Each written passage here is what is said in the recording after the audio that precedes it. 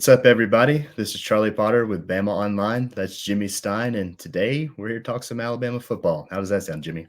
It sounds awesome. Strange to have a day off after 2 days, but I'm loving this day off. You got to kind of catch your breath. So much stuff happens.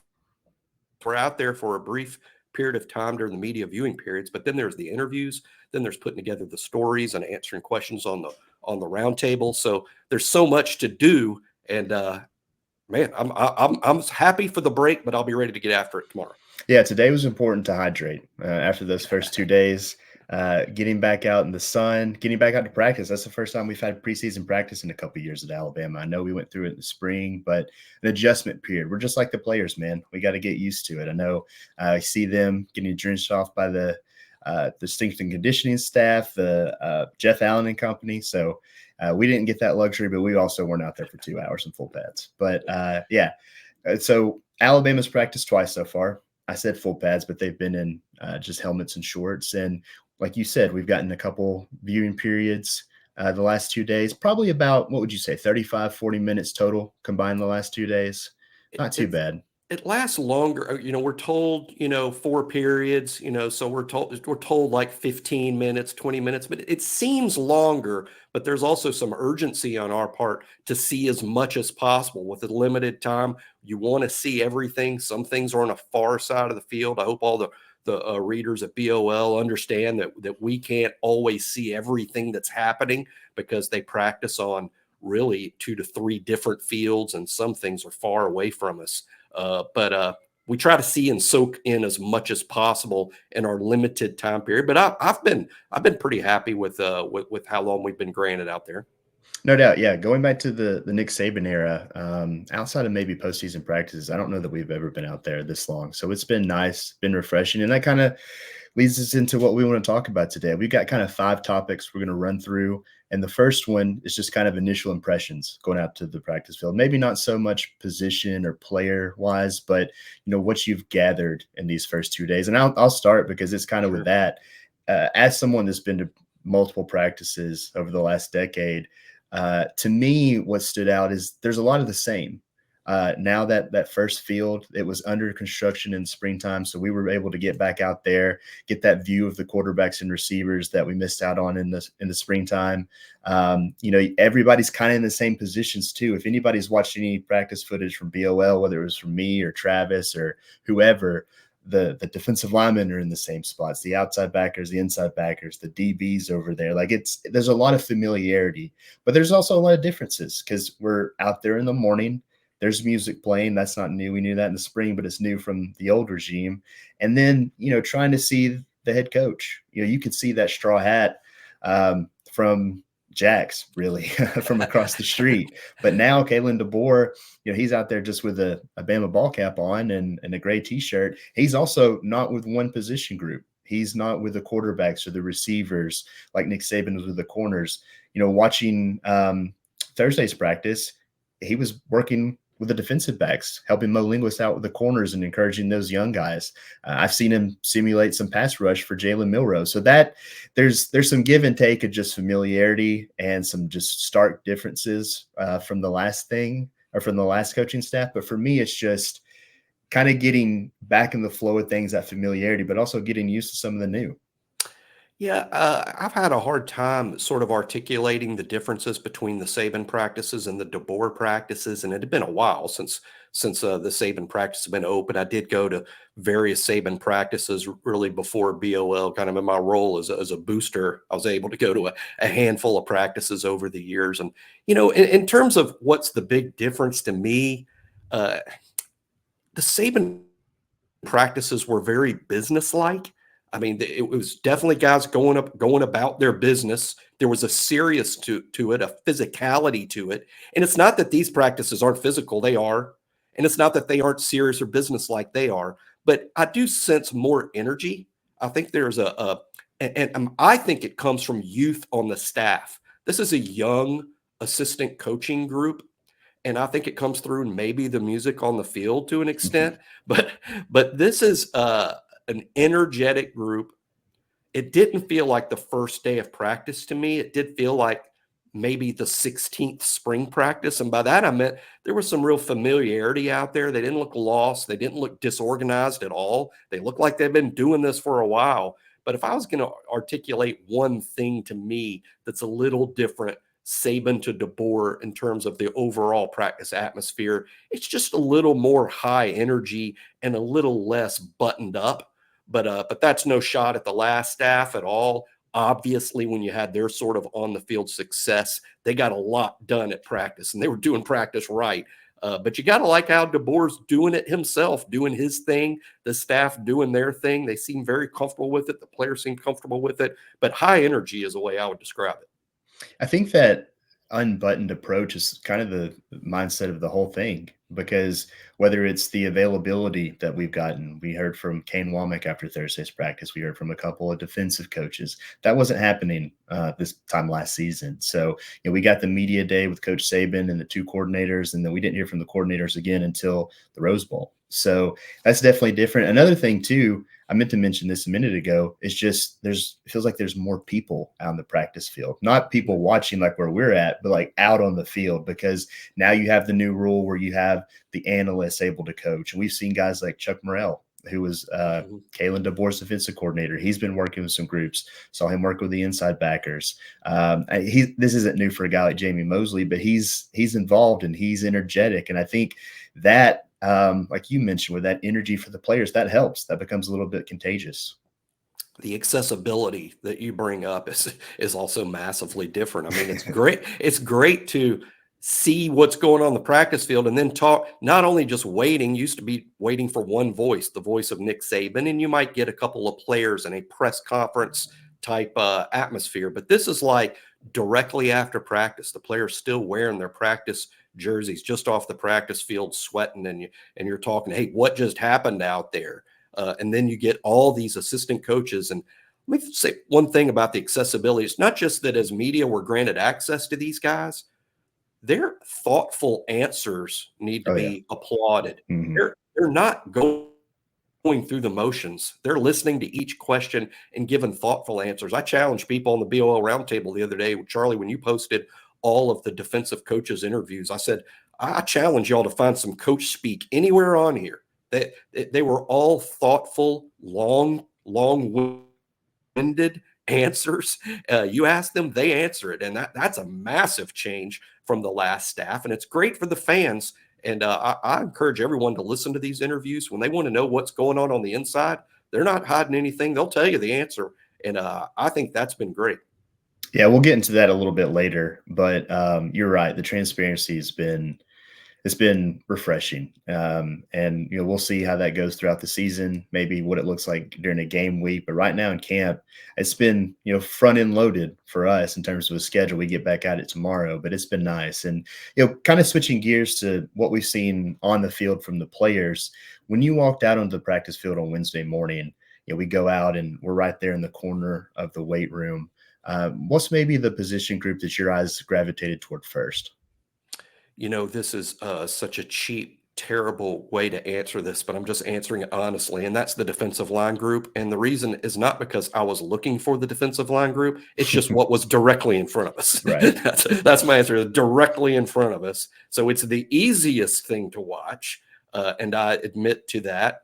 But also because they're so close to where the media group was standing, you can hear the coaching, you can hear what they're saying to each individual player. You can hear Freddie Roach and Jamie Mosley and other support staff guys coach them up. It's just so much easier to see. And I do have a great amount of interest in that defensive line group. I think it's a strength of the team. There's a lot of veterans in that group like Tim Keenan, Jamarin Latham, Tim Smith, Damon Payne, older guys. But there's also fun younger guys to watch too, like Isaiah Fonga, Jeremiah Beeman, Hunter Osborne, Keon Keeley we'll talk about. But I think that defensive line group's been really interesting to me. They've been sort of right on top of us as where we practice. You can see them really up close and see the physicality with which they practice. They get after it hard. Hey, people that don't get to see practice, I can promise you they work hard out there, every single one of them. No one's laying up. But I think the defensive line group has been interesting, and I've been really impressed with them as a whole. What about you? Yeah, it sounds like I'm more locked in than you. I didn't get distracted while walking onto the practice field.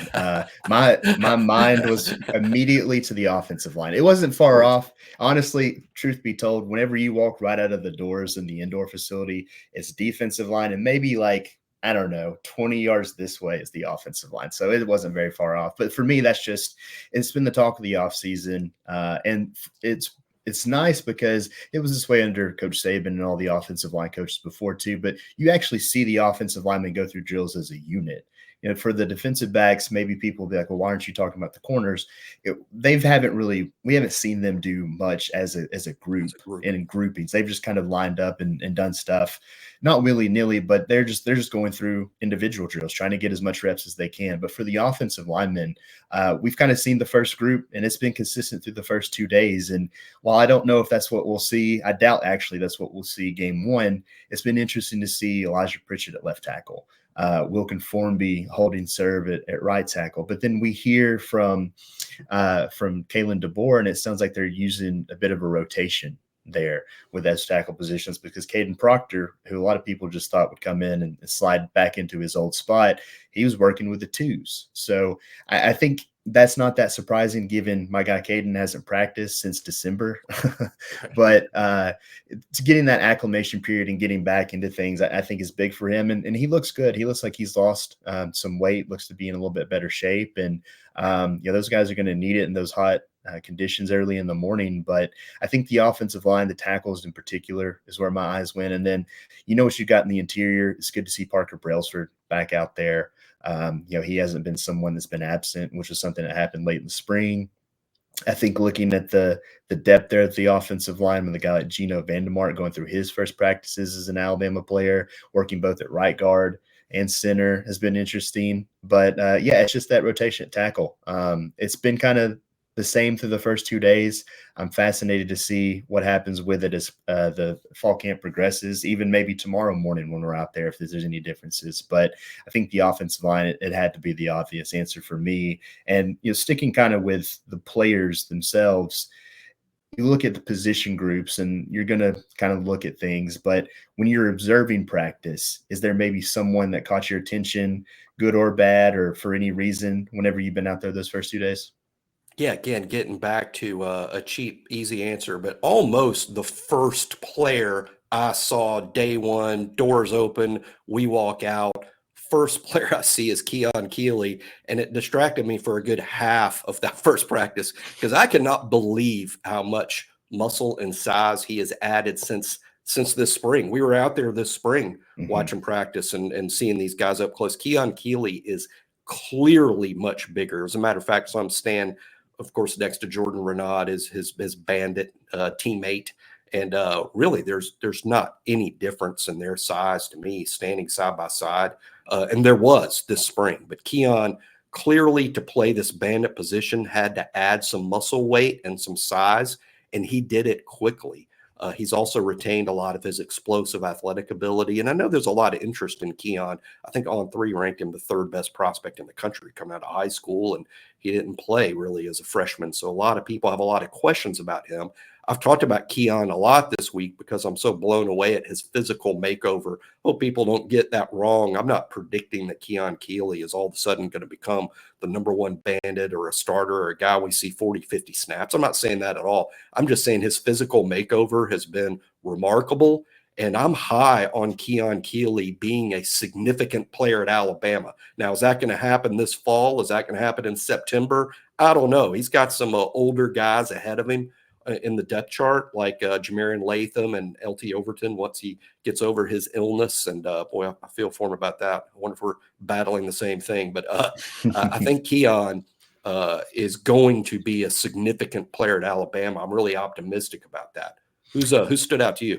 I was going to say about Keon first is you can tell he's kind of toward the back of the line. He's getting some hard coaching from Freddie Roach and those guys over there. But I think it's also worth noting that Kane Womack mentioned him when asked about the edge rushers that have been standing out. So I think it's good for him that he's added this weight. Hopefully it's not any bad weight. It doesn't really look like it from the surface. But I agree. I knew – I even texted you before when we were kind of talking about this. I knew that Jimmy was probably going to talk about Keon Keeley based off what you said at practice. But for me, I mean, this one, you talk about cheating. This one is obvious. It has to be Ryan Williams. You're going out there on the first day.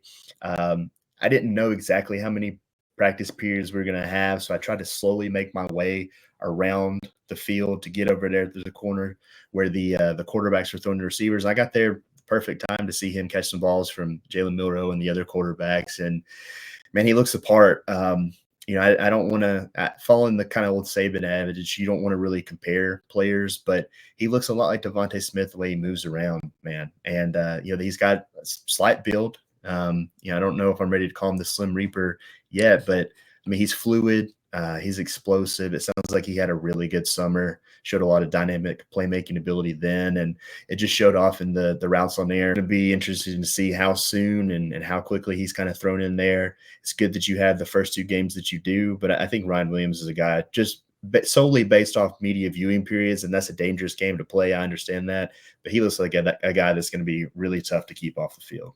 If no one knew the numbers, if no one knew what numbers they were and knew there was a 12th grader that was out there with the Alabama wide receiver contingent, just running routes and catching balls, I don't think anyone would pick out number 2 as the 12th grader. I mean, that's the best compliment I can give him based on what I've seen is he does not stand out in a way that's negative. He doesn't look younger. He doesn't look too small.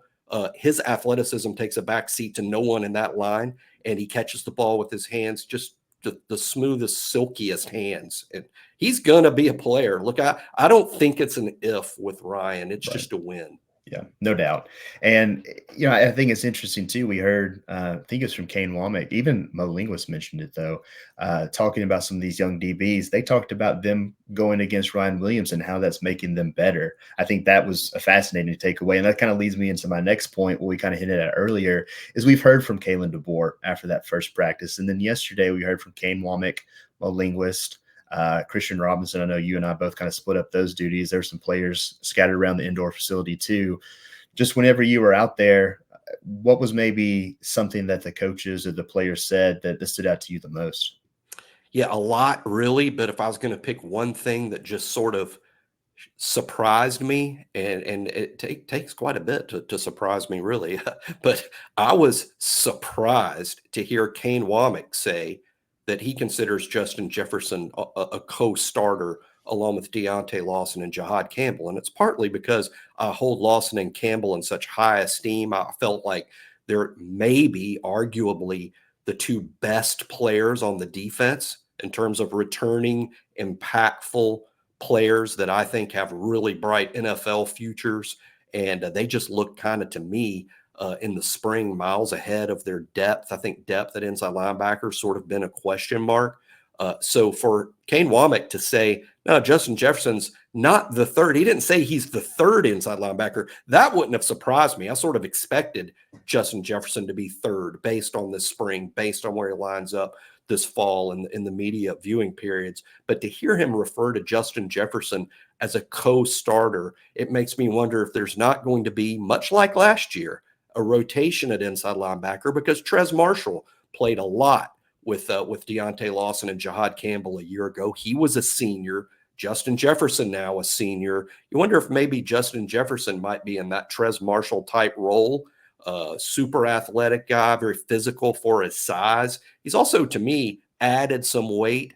To me, I don't think it's a makeover like Keon Keeley, but maybe it's because he used to wear number 28. Every now and then I'd get confused. I'm thinking DB had sort of snuck into the linebacker line. That's kind of what he looked like in the spring. But now he's wearing 15. He doesn't look like that at all. He just looks, he's obviously not the biggest guy in the world, but he looks like an SEC linebacker to me in 2024. And I'm excited about that, but that surprised me. It wasn't just that was a wow thing for me. Justin Jefferson as a co-starter. What about you? Yeah, I mean, I wrote that down in the event that you didn't mention. I figured you would, because I think both of us are in the same boat in hearing that, because you look at what happened last season for Alabama's inside backers, and both Deontay Lawson and Jahad Campbell missed time because of injury. Deontay Lawson more so. And to have that guy kind of emerge is huge for that inside linebacker group. He also said some good things about Jeremiah Alexander and Justin Okoronkwo.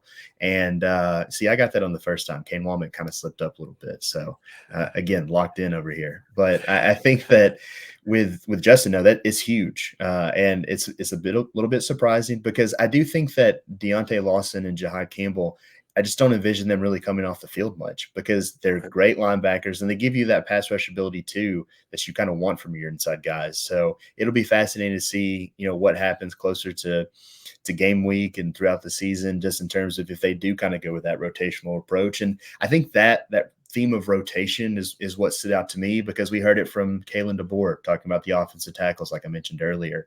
And then with Mo Linguist, he kind of mentioned how these cornerbacks, their big thing right now is developing quality depth. And he mentioned how the depth chart is going to work itself out. The players know that. They see and know what's happening on the field, but they want to get guys as ready as possible, and not just the two guys that are going to start game one, but they're going to get guys ready throughout the season to the point where they might play multiple players. And that's kind of new with the cornerback position, which it's going to be a little different in Alabama now because you have boundary and field corners instead of just left and right.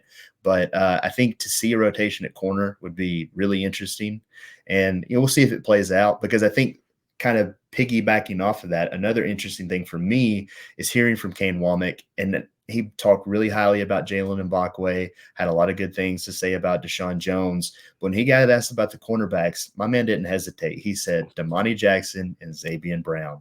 And there were good things said about Zabian Brown from really everybody that was out there. So that's who we saw in the spring. Whenever they go through a scrimmage or, maybe that open practice later on in fall camp, that's probably who will be out there first and maybe the most. But I think it's fascinating to hear about that rotation at corner. And that kind of leads me into the next point is what are you most interested to see in these upcoming practices? Because like you said, they're off the day. They're going to be back out on the field Saturday morning and then Sunday morning before another off day. For me, it's kind of the corners still. We haven't got a good look at them. I don't know if we will and how this is set up from a media viewing standpoint, but how those young guys continue to progress, I think is going to be the most fascinating thing for me. What about you?